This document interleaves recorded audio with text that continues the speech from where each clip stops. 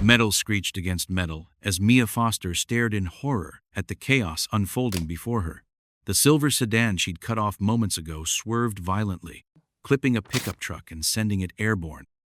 The truck flipped, crashing down on a white compact car. Glass shattered, horns blared, screams pierced the air. Time seemed to slow. Mia watched as the driver of the sedan, a middle-aged woman, with terror etched across her face, fought to regain control. She saw the exact moment the pickup lost contact with the road, its wheels spinning uselessly in the air before gravity reclaimed it.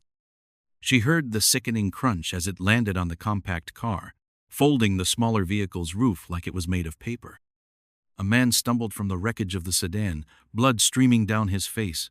From the pickup, a teenage boy was screaming, trapped by his seatbelt as the vehicle teetered precariously on its side. The compact car was silent, too silent. Mia's hands trembled on the steering wheel of her untouched red SUV. Other drivers were pulling over, running toward the wreckage, phones pressed to their ears as they called for help. Someone was shouting for a fire extinguisher as smoke began to curl from beneath the pickup's crumpled hood.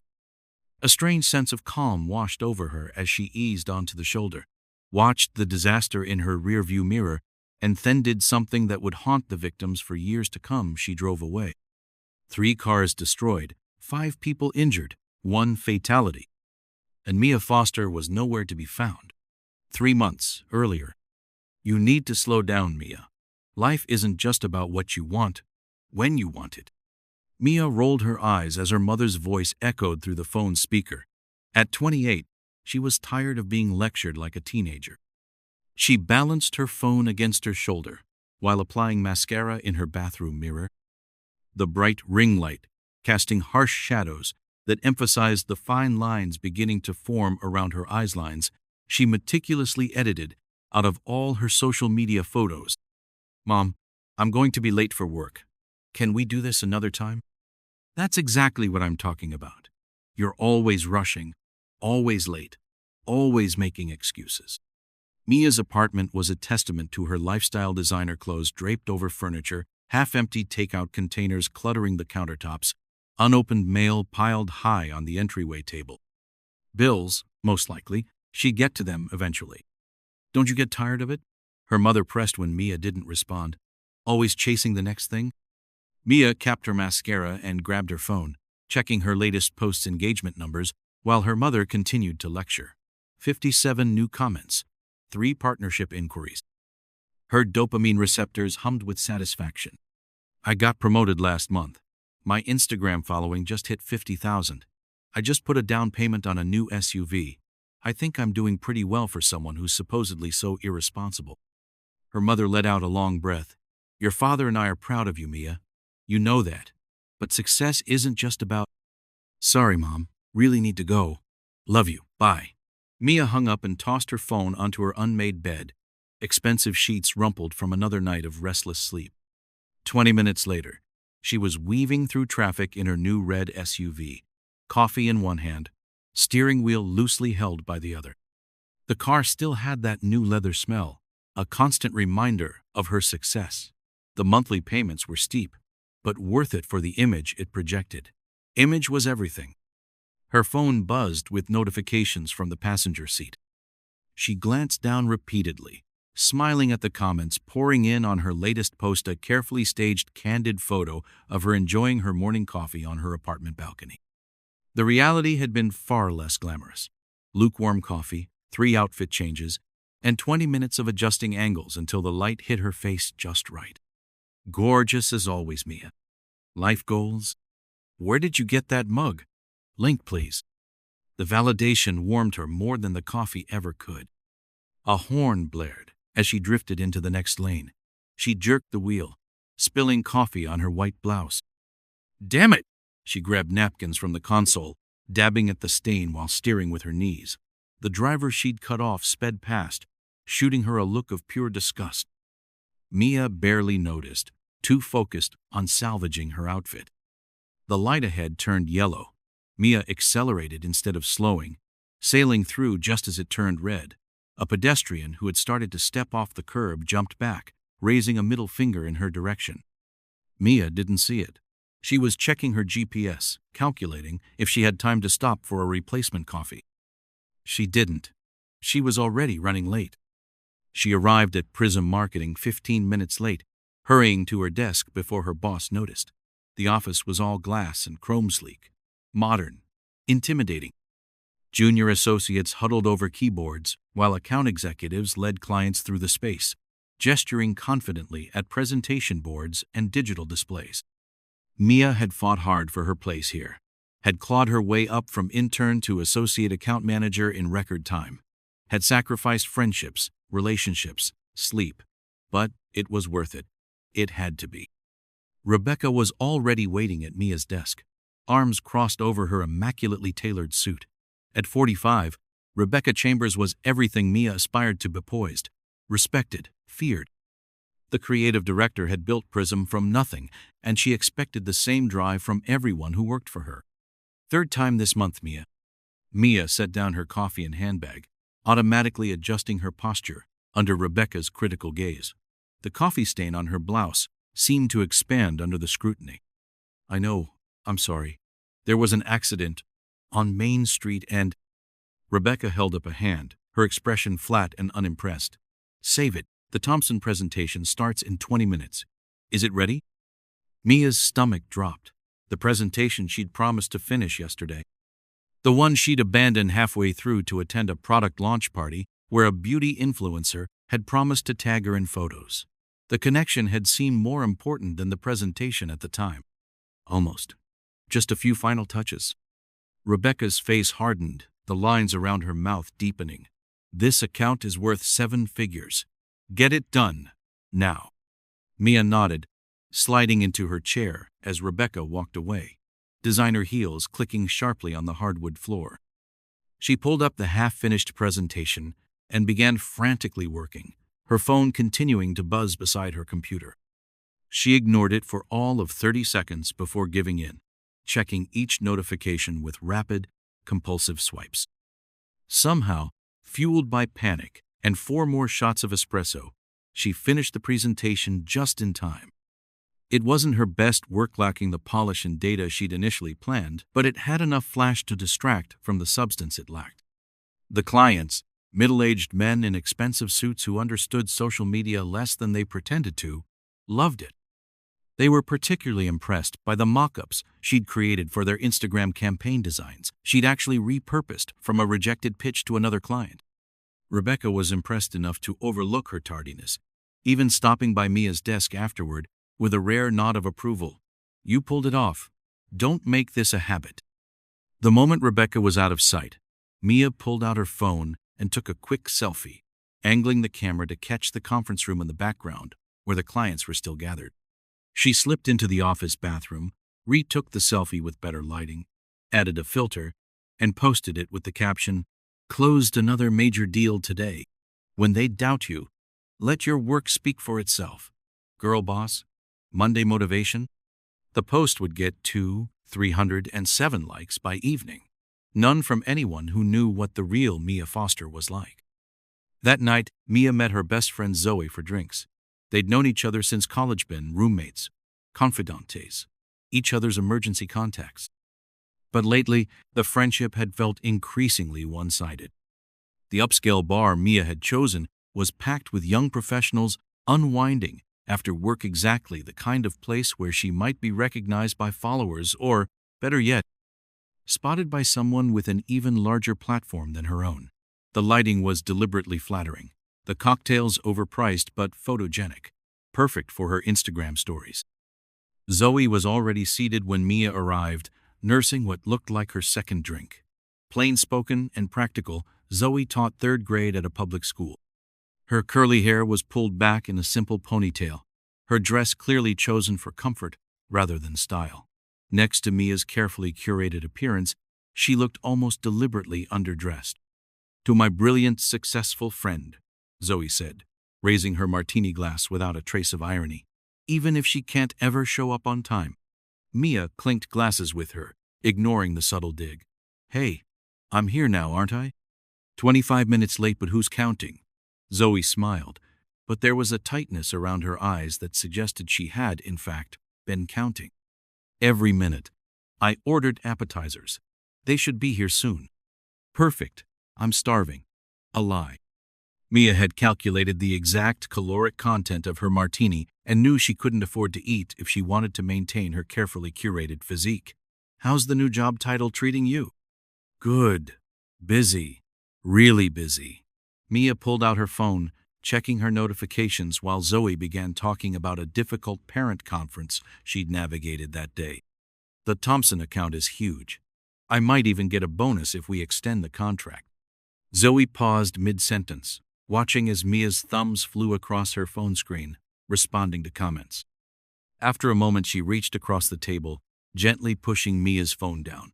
Can we have one conversation where you're not glued to that thing? Sorry, Mia said, not looking up as she typed a quick reply to a comment from a minor celebrity who had liked her post. This connection could be valuable.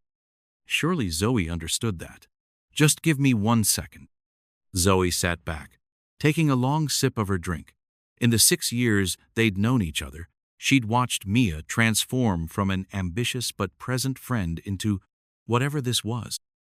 Someone who documented every meal but never seemed to taste it.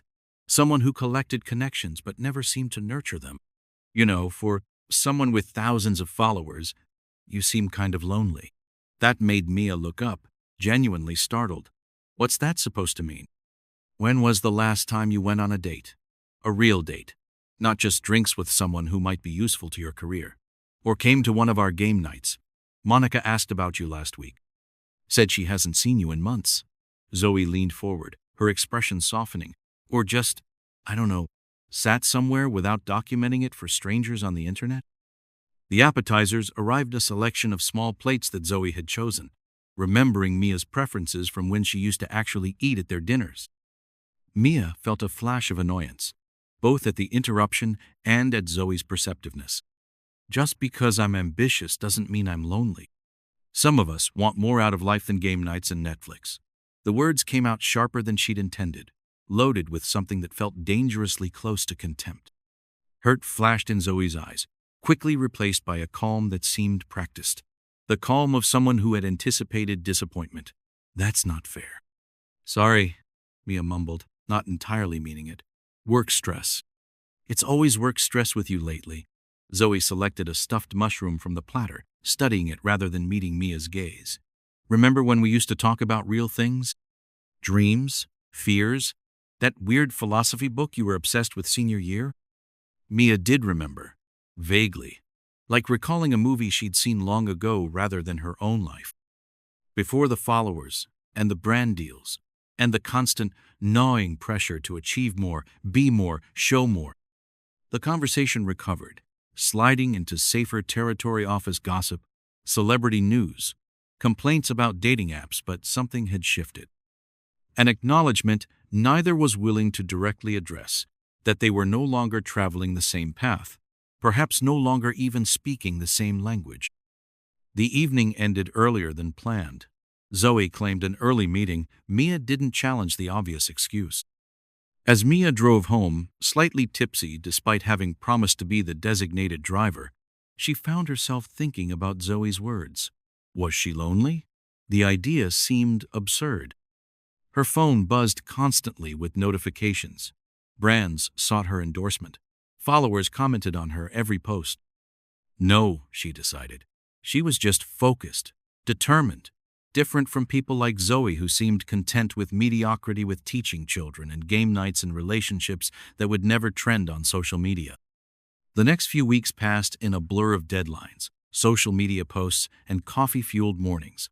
Mia was perpetually running late, perpetually apologizing, perpetually promising to do better next time. She accumulated 3 parking tickets she hadn't paid and a growing reputation at work for being brilliant but unreliable. One Tuesday morning, as she raced to an early client meeting, her phone rang. Her mother again. Not a good time, Mom, she answered, speeding through a yellow light. It's Dad, her mother's voice cracked. He's in the hospital. Heart attack. Mia's world slowed. Is he okay? They think so. But it was serious, Mia. We've been trying to reach you since last night.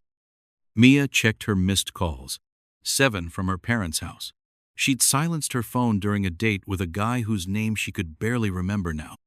"I'll be there as soon as I can," she promised, already calculating how quickly she could reschedule her meeting. "Don't rush," her mother said quietly. "Please, drive carefully." But Mia was already speeding, calling her boss, explaining the family emergency. Rebecca was understanding, but there was a note of weariness in her voice. Another Mia crisis. At the hospital, her father looked small against the white sheets. Her mother's eyes were red-rimmed from crying. "Hey, Dad," Mia said, taking his hand. It felt fragile in hers. "There she is," he said weakly. "Our busy girl." Mia spent the day at the hospital, but her phone never left her hand. She documented the experience with a somber selfie in the hallway outside his room. Life can change in an instant. Treasure your loved ones. Family first. The likes and sympathetic comments poured in. Each notification a small dopamine hit that distracted from the sterile hospital smells and her mother's quiet disappointment. She left earlier than she should have, promising to return the next day. She didn't. A work emergency came up. Then a brunch with an influencer she'd been trying to network with. Then the weekend slipped away. Her father was discharged. Life moved on. Mia did too, faster than ever. 3 weeks after her father's heart attack, Mia was invited to an exclusive product launch for a luxury skincare brand. The event was across town during rush hour. She was running late, as usual, weaving through traffic while applying lipstick in her rearview mirror. Her phone rang through the car's speakers. "Zoe." "Hey, can't talk long," Mia answered, cutting off a sedan to make the exit ramp. The driver honked furiously. "I just wanted to check if you're coming to my birthday dinner tonight," Zoe said. "You never RSVP'd." Mia's stomach dropped. Zoe's birthday. She'd completely forgotten. "Of course, wouldn't miss it," she lied, already knowing she couldn't make both events. The launch was too important for her personal brand. "Just running a bit late." "Shocking," Zoe said, but her tone had lost its usual affectionate teasing. "It starts at 8. Please try to make it on time. It's important to me." "I promise. See you then." Mia hung up, already composing the apologetic text she'd send later. She arrived at the product launch 20 minutes late, but charmed her way in. The event was a goldmine for her social media exclusive products, celebrity sightings, networking opportunities. Hours passed. She completely forgot about Zoe's dinner until she checked the time at 10:30 p.m. 15 missed calls. 7 text messages. "Where are you? We're all waiting. Are you okay? Seriously, Mia? I can't believe you. This was important to me. Don't bother coming now." Guilt washed over her. She started typing an elaborate excuse, then stopped. Started again. Stopped. Finally settled on, "I'm so sorry. Work emergency. Make it up to you tomorrow?" Zoe's response came immediately. "Don't bother." Mia drove home with an unfamiliar heaviness in her chest. She'd fix it tomorrow, she told herself. She'd explain. Zoe would understand eventually. But the next day brought new distractions, new excuses. Days turned into weeks. Zoe's messages went from angry to hurt to absent. Another friendship sacrificed on the altar of Mia's perpetual rush. Work became increasingly stressful. The Thompson account was struggling. Rebecca was losing patience with Mia's excuses and careless mistakes. Her parents called less frequently. Her social media engagement was the only thing still trending upward, fueled by increasingly curated glimpses into what appeared to be a perfect life. One morning, already late for a make-or-break meeting with Rebecca, Mia sped down the highway, applying concealer to hide the dark circles under her eyes. Her phone buzzed with a message from Rebecca. "Where are you? Clients are waiting." Mia grabbed her phone to reply, taking her eyes off the road for just a moment. Just long enough to miss seeing the silver sedan as she merged across lanes without signaling. The screeching of brakes, the blaring of horns, the sickening crunch of metal on metal. And then, the moment that would define everything that followed, Mia Foster, staring at the destruction in her rear-view mirror, made a choice. She drove away. The accident made the local news, a hit-and-run causing a multi-car pileup. Mia watched the coverage from her apartment, hands shaking around a glass of wine, waiting for the police to arrive at her door. The news anchor's voice was solemn. Police are searching for the driver of a red SUV who fled the scene of a fatal accident on Interstate 43 yesterday morning. Witnesses report that the vehicle cut across lanes without signaling, causing a chain reaction crash that involved 3 other vehicles. The camera cut to the scene of the accident: twisted metal, shattered glass, police tape fluttering in the breeze. Then to a hospital spokesperson. 5 individuals were brought to Memorial Hospital with injuries ranging from minor to critical. Unfortunately, one victim, identified as 57-year-old Robert Chen, succumbed to his injuries late last night. Robert Chen. Mia whispered the name, trying to make it real. The man she had killed. The news showed his photo: a smiling, middle-aged Asian man with kind eyes and salt and pepper hair, a high school science teacher for 25 years, father of 3. He had been on his way to the hospital to meet his first grandchild, born just hours before the accident. The reporter interviewed his oldest daughter, her eyes red-rimmed, voice breaking. "My dad was so excited to be a grandfather. He had a teddy bear in the car. They found it in the wreckage. He never even got to." She couldn't finish the sentence. Mia turned off the TV, unable to bear more. She paced her apartment, jumping at every sound in the hallway, every siren in the distance. Surely they would find her. Someone must have seen her license plate. Traffic cameras must have captured her vehicle. But days passed, then a week. They never came.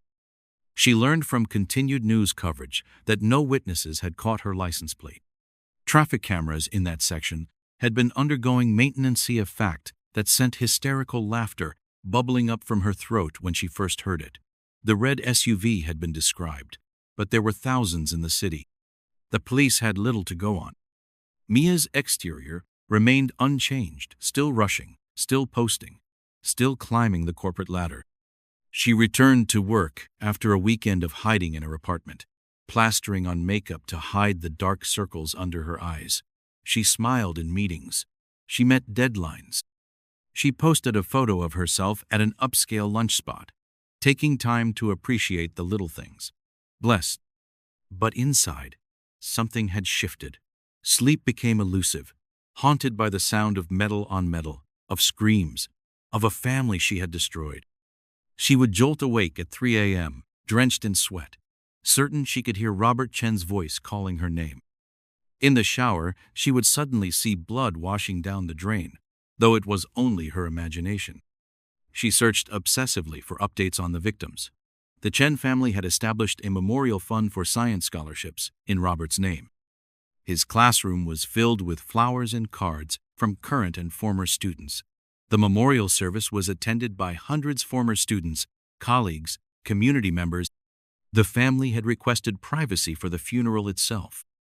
Mia found Robert's youngest daughter on social media, Lily Chen, 26, new mother to Olivia Robert Chen, named for the grandfather she would never meet. Lily's profile was filled with memories of her father, shared by friends and family. "Mr. Chen helped me love science when I thought I was too stupid to understand it. Robert was the most patient, kind colleague I ever had the privilege to work with. He once stayed after school for 2 hours to help me with a project when I was failing his class. I'm an engineer now because of him." Mia read every comment, studied every photo, consumed by a need to know the man whose life she had ended. In one picture, Robert Chen stood in his classroom, surrounded by students holding homemade rockets. His smile was radiant. In another, he walked his oldest daughter down the aisle, tears of joy evident even in the small photo. In the most recent, taken just 2 weeks before the accident, he stood in his garage beside a beautifully crafted wooden crib. "Can't wait to meet the little one who will sleep here," the caption read. Each image was a knife twisting in Mia's gut. Each revealed a life rich with meaning, connection, purpose, everything her own curated existence lacked. One evening, 3 weeks after the accident, Mia found herself driving past the Chen house. She hadn't planned either, so she told herself. Yet somehow, she had the address memorized. Somehow, she knew exactly which turns to take, which streets to follow. It was a modest 2-story home in a quiet neighborhood. Black wreaths hung on the door. Cars lined the street. Family members gathered, perhaps to support each other in their grief.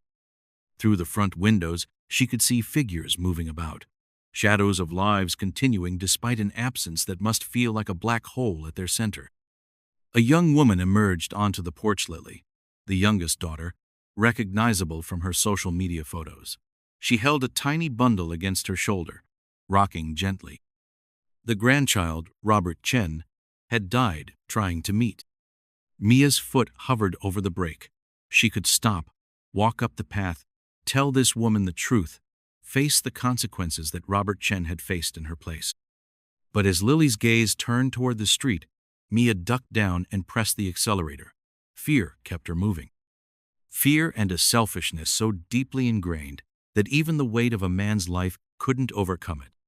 Back in her apartment, she vomited until nothing remained but bile and self-loathing. At work, her performance slipped further. She missed deadlines, made careless errors, arrived late and left early. The careful facade she'd constructed began to show cracks. The Thompson account, the one she'd rushed to that fateful morning, was lost when she failed to submit a critical proposal on time. Rebecca called her into the office on a Friday afternoon, her expression a mixture of disappointment and resignation. "I've given you every chance, Mia," she said not unkindly, "but we need people we can depend on." Mia nodded, accepting the severance package without argument. She deserved this, deserved worse, deserved a reckoning that seemed determined not to find her. "Is there something going on, Mia? Something you need help with?" Rebecca asked. An unexpected moment of humanity from the normally business-focused executive. The confession rose to Mia's lips. "I killed someone. I destroyed a family. I left the scene of an accident, and I don't know how to live with myself." "No," she said instead. "Just going through some personal stuff. I'll be fine." Rebecca nodded, clearly unconvinced but unwilling to press further. "Well, if you need a reference in the future, once you've sorted things out, you can contact me." Mia knew she wouldn't. Knew this bridge, like so many others, was burning to ash behind her. That night, she sat alone in her apartment, her sleek furniture and expensive decorations suddenly seeming hollow, meaningless. She poured herself a glass of wine, then another, then abandoned the pretense and drank straight from the bottle. She scrolled through old photos on her phone, happy moments with Zoe, birthday celebrations, beach trips, nights out dancing until 3 a.m. Family holidays with her parents, her father healthy and robust, before the heart attack she'd been too busy to properly acknowledge. A life that now felt like it belonged to someone else, some Mia Foster who had existed before the accident. In one photo, taken just 6 months ago, she was laughing, genuinely laughing, as Zoe smeared birthday cake frosting on her nose. She couldn't remember the last time she'd laughed like that, with her whole body, unconcerned about how it looked, who might see, what they might think. Another showed her parents' anniversary dinner. Her mother had cooked all day Mia's favorite dishes from childhood. Her father had uncorked a special bottle of wine he'd been saving. They'd waited an extra hour for Mia to arrive. The photo captured them at the table, already eating because Mia had texted she was running late. Start without her. Their smiles for the camera seemed strained now that she really looked. How many times had they waited for her? How many moments had she missed, rushing towards some nebulous better future? She typed a message to Zoe. "I miss you. I'm sorry for being such a terrible friend." No response came. She called her mother, something she hadn't initiated in months. "Mia?" Her mother sounded surprised. "Is everything okay?" "I lost my job," Mia said, her voice breaking. "And I think I've lost everything else too." Her mother was quiet for a moment. "Come home for dinner tomorrow. We'll talk." It was the first plan Mia had made in weeks that didn't involve work or social media. The first thing that felt real. The next morning, she woke to a news alert on her phone. Local police had arrested someone for the fatal hit and run. Heart-pounding, Mia opened the article. Breaking. Arrest made in fatal interstate hit and run. A 19-year-old college student named Jason Mendez had confessed to causing the accident after weeks of guilt. He drove a red SUV, Similar to Mia's gift from his parents for getting into college, the first in his family to do so. He was facing vehicular manslaughter charges, 10 to 15 years. Mia stared at his photo, young, terrified. Dark circles under his eyes suggested he hadn't slept since the accident, or perhaps since his false confession. The article mentioned he had come forward voluntarily, accompanied by his parents and a public defender. He'd broken down during questioning, saying he couldn't live with what he'd done. For something he hadn't done. Mia read the article 3 times, trying to understand. Why would someone confess to a crime they didn't commit? Was it possible he had been involved in a similar accident? Or was this a terrible coincidence, another red SUV, another young driver who couldn't live with hit-and-run guilt? She searched for more information, finding Jason's social media profiles. He was a computer science major at the state university, worked part-time at his parents' restaurant, posted photos of his dog, his girlfriend, his younger siblings. 2 days after the accident, he had abruptly stopped posting anything. In his last photo, dated 3 days before the accident, he stood beside a red SUV, not the same make as Mia's, but similar enough that a distracted witness might not notice the difference. With shaking hands, Mia searched public records. The Mendez family owned a Mexican restaurant across town, Mama Elena's, a place she'd ordered takeout from several times. Jason's mother was quoted in another article, tearfully defending her son. He made a terrible mistake, but he is taking responsibility. He has always been a good boy. Taking responsibility, something Mia had failed to do. Later that day, driven by a morbid curiosity she couldn't explain, Mia found herself parking across the street from Mama Elena's restaurant. The modest establishment sat between a laundromat and a phone repair shop in a strip mall on the city's west side. A handwritten sign on the door read, "Closed for family emergency." Through the windows, she could see the empty tables, the colorful Mexican decorations that normally created a festive atmosphere, now seeming eerily abandoned. A shrine of sorts had been set up near the register, a photo of Jason in his graduation cap and gown, surrounded by candles and flowers, as if he were already gone. In a way, he was. If convicted, Jason would spend his 20s behind bars, his education interrupted, his career prospects decimated, his life forever defined by one terrible mistake. Except it wasn't his mistake. It was hers. A middle-aged woman emerged from the back of the restaurant, Elena Mendez, she presumed, Jason's mother. Even from a distance, Mia could see the toll recent events had taken.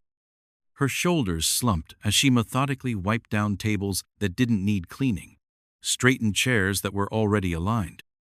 A woman going through the motions of normalcy when nothing would ever be normal again. Mia sank lower in her seat, shame burning through her. She should go in, should tell this woman that her son was innocent, should drive straight to the police station and confess. Instead, she started her car and drove away. Again. That evening, she drove to her parents' house. She hadn't called ahead, something that would have been unthinkable just weeks ago, when every minute of her schedule was accounted for, optimized, monetized. Her mother opened the door, surprise quickly giving way to concern as she took in Mia's disheveled appearance. "Mia, what's wrong?" "Everything," she wanted to say. "Everything is wrong, and I don't know how to make it right." "I lost my job," she said instead, the words catching in her throat. "Can I come in?" Her parents' home was exactly as it had always been, comfortably worn furniture, family photos lining the walls, the smell of her mother's cooking lingering in the air. It was a home built on consistency, on showing up, on being present. Everything Mia had rejected in her rush towards something she now couldn't remember the purpose of. Her father appeared from his study, reading glasses perched on his nose. He looked older than he had before his heart attack, frailer somehow. Another consequence of Mia's absences hadn't been there to notice the gradual changes, to help shoulder the burden as her parents aged. "Mia?" He smiled, genuinely pleased to see her despite the circumstances. What a nice surprise. Her mother was already heading to the kitchen. "Have you eaten? I can heat up some leftovers."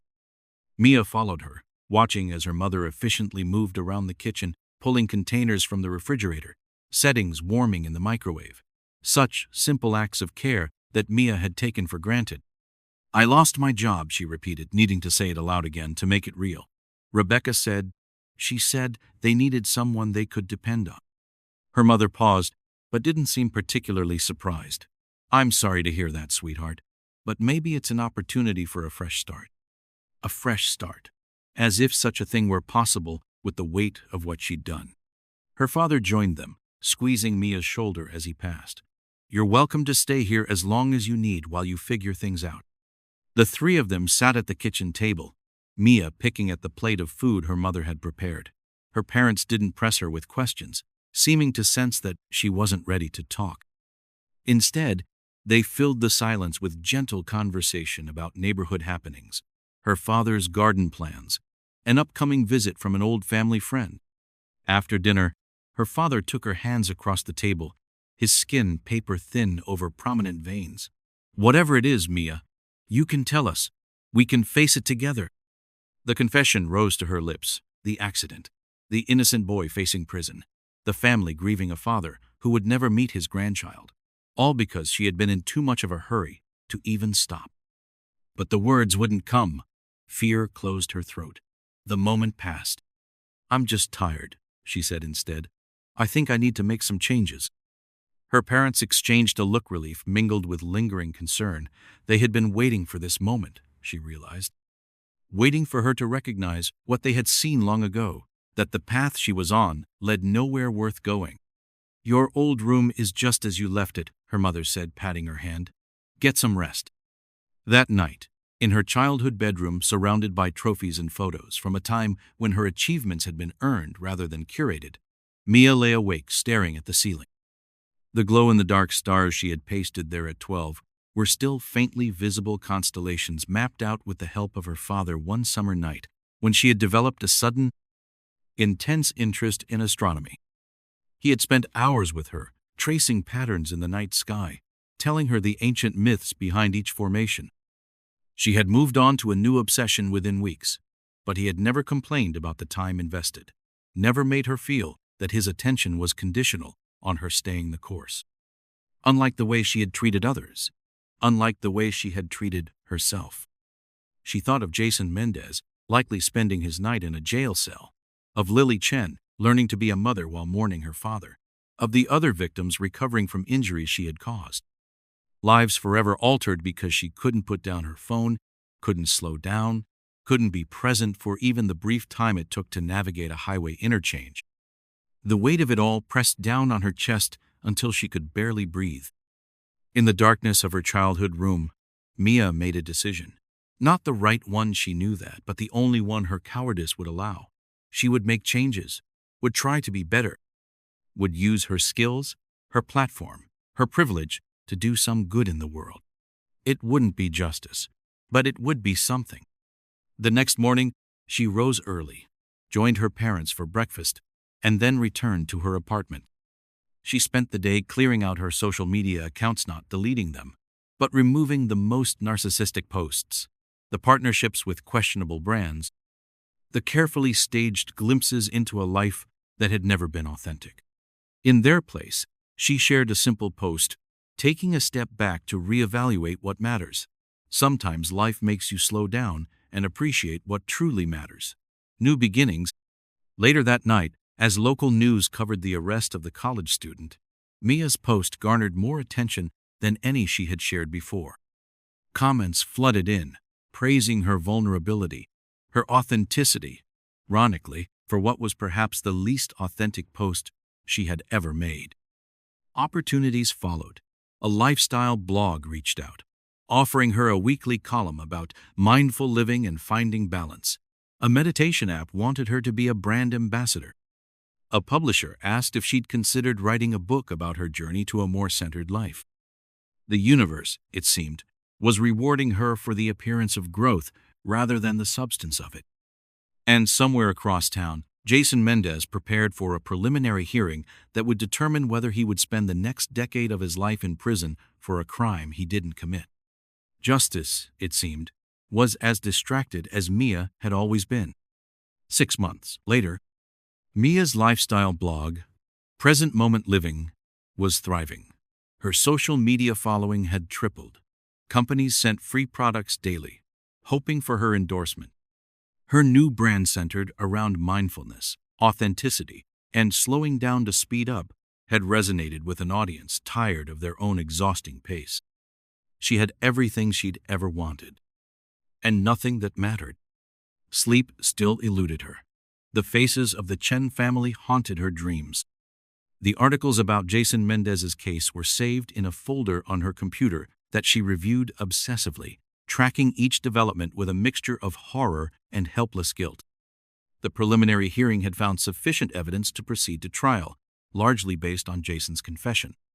His public defender had tried to argue that the confession was the result of mental distress, that there was no physical evidence linking Jason to the scene, that his class schedule showed he was on campus when the accident occurred.